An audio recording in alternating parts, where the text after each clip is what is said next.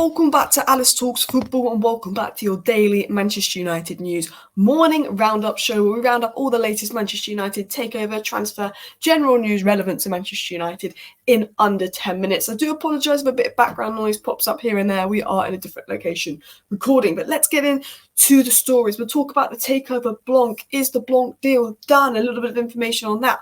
Onana and Rashford injury latest. Is Onana's injury serious? We're going to be talking about Man City, Chelsea, some more news coming out and them getting a relegation, please. Sancho's new transfer request, particularly interesting. And of course, Onana to Manchester United, the Everton midfielder in January. So let's get into all the news. So it was first of all said by the Mail Sport today that Claude Blanc to Manchester United is done. He will replace Richard Arnold. It's basically been said by multiple sources there's a pre-agreement with Paul Mitchell to join Manchester United, and Claude Blanc is essentially done, but nothing could be announced, nothing could be made official, nothing can move until obviously Ratcliffe is confirmed as the owner. He's still not been confirmed as the owner, despite rumours of announcement tomorrow. He's still not the owner, but once he's in, there's basically 99% of people are saying that Blanc's coming and Mitchell's coming in. It is literally essentially done. They just need to finish it off. It was also said by Simon Stone today that Sergio Ratcliffe is likely to appoint former Juventus and PSG executive Claude Blanc as Richard Arnold's replacement once he completes a deal to buy a minority stake in Manchester United. Once it's done, he said that Blanc's coming in. And Simon Stone is tier 1 source, doesn't put out information unless he knows it's true. He says his strengths are regarded to be on the business side of the club. He helped turn Juventus around after they were relegated to Serie B in 2006, and his time at PSG coincided with 28 trophies. So you've got to remember he did a massive job at PSG, massive job at Juventus. He'll come in and do the business side of things. Paul Mitchell's going to come in and do the sporting side of things. And I'm going to get past that story because I think we've had about 100 stories in the last few days talking about Paul Mitchell and Richard Arnold and Blanc and stuff that I do want to get more into other news. But one of the interesting things that was said was that Sergio Ratcliffe back in 2019 described Man United as being done with money when discussing a potential bid for the club. And obviously after that, he's been sucking up to the Glazers to buy the club. But I always think that's important to go back to because now we know that Ratcliffe, before he had to suck up to the Glazers to buy the club, used to say things like the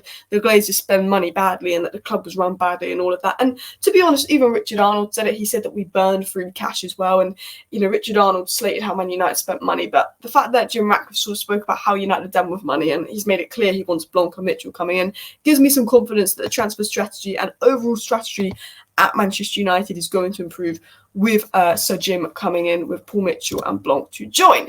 But that is enough on the takeover because I feel like we've heard the same story 100 million times. We're going to talk about Onana and Rashford's injury. So Onana had to be subbed off during his match versus Cameroon. It looked like a muscular injury. The way he was pulling his leg, it didn't look particularly good. But I have to wait for some news on Onana. Hopefully it won't be something that's months, maybe something that's like 2-3 weeks max, or ideally nothing at all.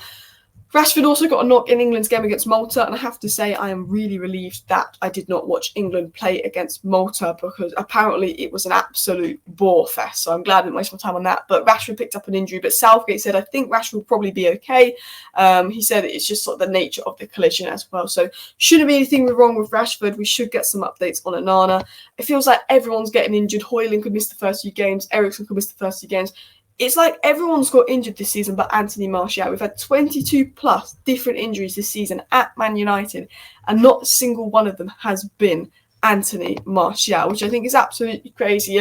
Luke Shaw should be back next month. Malacia should be back next month. Casemiro and Martinez are not back till January and Amad Diallo should be back next month on the injury front. But on top of injuries, we're going to lose Mesbury and Rabat, who's not even playing at the moment, and Onana to AFCON. So how are Man United feeling about potentially, one, Onana being injured, which links to Bayendir, and two, Onana going to AFCON? It was said by the Disco Mirror that Manchester United are increasingly resigned to losing Andre Onana to the AFCON in January. Onana is concerned he could lose his place as number one to Altay Bayendir.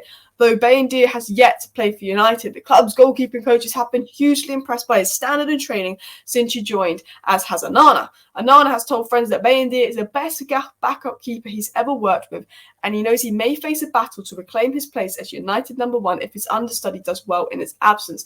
Now, I don't think that's the case. Onana is Tenon's goalkeeper. Onana's been really good. He made a few mistakes early on, and I think as well you've got to remember he's such a different keeper to David De Gea that the United defence was always going to have an adjustment period with Andre Onana coming in. And I think he's been really good since that adjustment period, since that penalty save the last few games. So I don't think if Bayendir had a few good games, he's going to go and replace him. I remember Dean Henderson had a few few good games, didn't replace De Gea. Sergio Romero had a few really good games when De Gea had that crap season. He never replaced De Gea.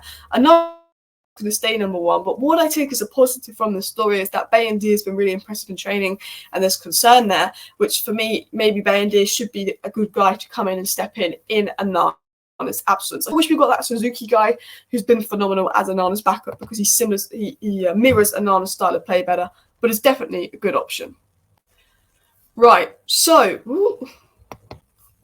so hopefully that didn't just lag out there. But before we get into the transfer news about the out and the ins, I want to get into the news on Manchester City and, of course, Chelsea. Could they be relegation bound, as apparently it's looking like a prospect for them?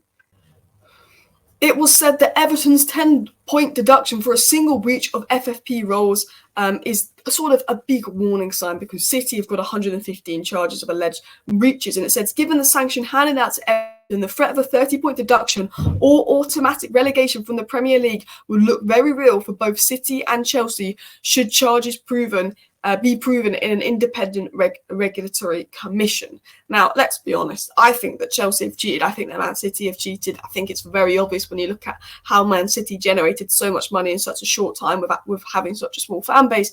But they're going to throw 100 lawyers at it and money talks. And I think if City get away with it, they'll get away with cheating. Saudi Arabia will get away with cheating, and money will ultimately buy football. I think it's really important. And I'm not just saying this as a bitter Man United fan, I promise. But I think it's really important that particularly Man City are punished because of their 115 charges for the future of football. I think if Man City get punished for cheating and Chelsea get punished for cheating, two of the teams with some of the most money that have thrown the most money about, that sends an example of, okay, money doesn't talk in football. Because I think we live in a world now where football is about money. Saudi Arabia getting the next World Cup, buying who they want. They're changing the format to allow Saudi Arabia to come in, and they'll find ways around FFP and this and that. And I think the way that football is moving, it's so much like if you've got the most money, you're fine. You can cheat. You can bend every rule you want. It is so corrupt. The Super League will probably end up happening again, which for me, to save football, if Man City are guilty, which let's be honest, I think everyone knows they are, and if Chelsea are guilty, they need to be punished, but they need to be punished severely, like relegation. So it says, look, if you actually breach FFP, it doesn't matter if you spend millions on lawyers, we know you've cheated. We're not going to let you threaten us and this and that. You are going to get in trouble. That's what needs to be done.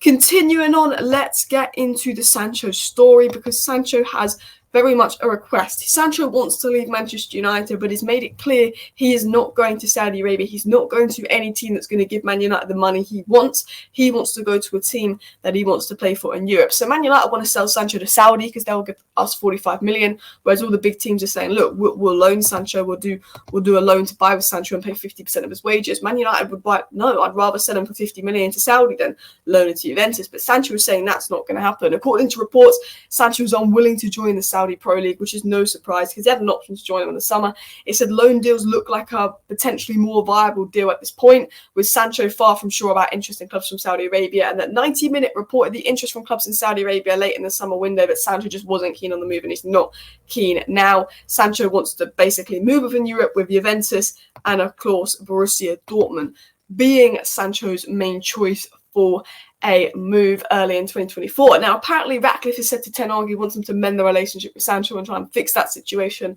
and not sell Sancho in January. But Sancho's refusing to apologise, despite everyone telling him to apologise. It's gone on too long.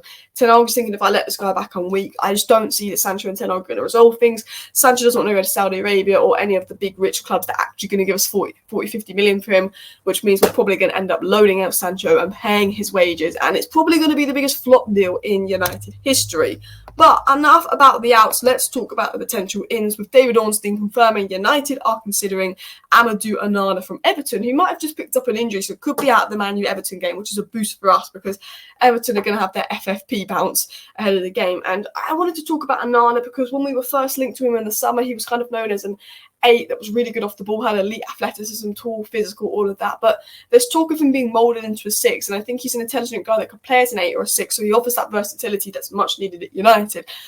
Silva said that most rolling centre mid/8s are unsuitable for conversion to static single pivots, but some could definitely be converted, ideally positionally disciplined. And he talks about Onana, and I definitely recommend looking at his thread about how Onana is a bit like Declan Rice, where he could play as a 6, he could play as an 8, because he has that intelligence, that versatility, the athleticism traits, and then just the hunger and desire to defend.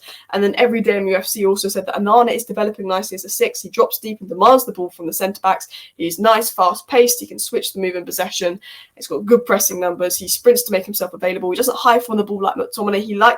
He's known for his obviously ability off the ball, but unlike McTominay, he does like to get on the ball, and he can play as a 6 and he can play as an 8, which is something that Manchester United definitely need.